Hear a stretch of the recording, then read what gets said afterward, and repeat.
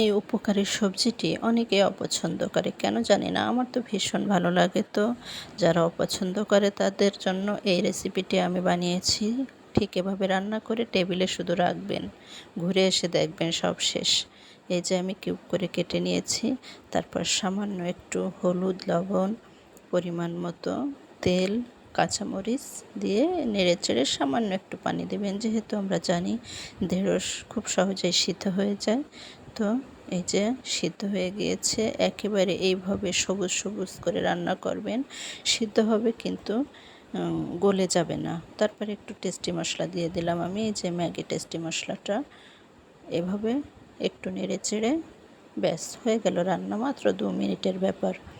আর এগুলো যখনই ভেঙে যাবে, অনেক সময় হয় না ভাজি করতে গেলে ভেঙে যায়, পিছলা হয়ে যায়, লালা বেরোয়, ওটা অনেকেই পছন্দ করে না। তো এইভাবে রান্না করে সার্ভ করবেন, সবার খুব পছন্দ হবে এবং বাচ্চারাও চেটেপুটে খাবে।